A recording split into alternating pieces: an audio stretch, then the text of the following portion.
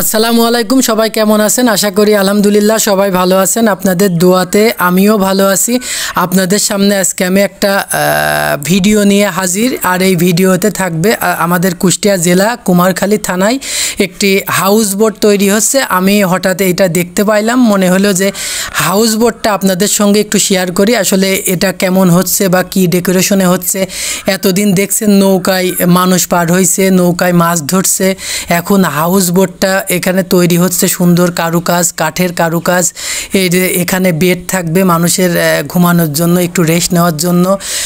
চারদিকে আসলে সুন্দরভাবে তৈরি হচ্ছে। আমার মনে হলো যে এই একটা আনকমন একটা জিনিস। আমি বাইরের জেলাতে অনেক দেখছি এইগুলা, কিন্তু আমার জেলাতে, আমার থানাতে এইগুলা আসলে ছিল না। আমার মনে হলো যে এইগুলা নিয়ে আমার থানাকে জানানোর জন্য বা আমার জেলাকে জানানোর জন্য হলেও আমার এই ভিডিওটা করতে হবে।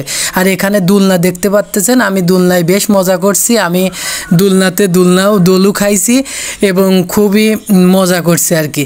এখানে আপনারা দেখতে পাচ্ছেন সুন্দরভাবে চারদিকে বসার জায়গা করতেছে। এখানে সুপা বসাবে মেবি। আর এই সাইডে মানে দেখলেন একটা বেড ছিল, এখনও কাজ চলতেছে। উপরে দেখতেছেন আপনারা কাজ করতেছে।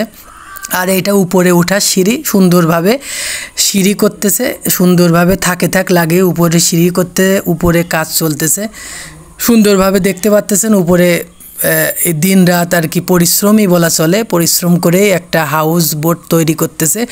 আর এই হাউস বোটটা তৈরি করলে আমাদের জন্য অনেক সুবিধা হবে।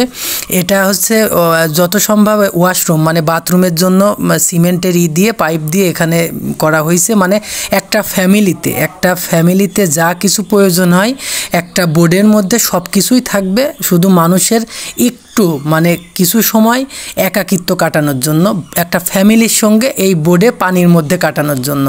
এখানে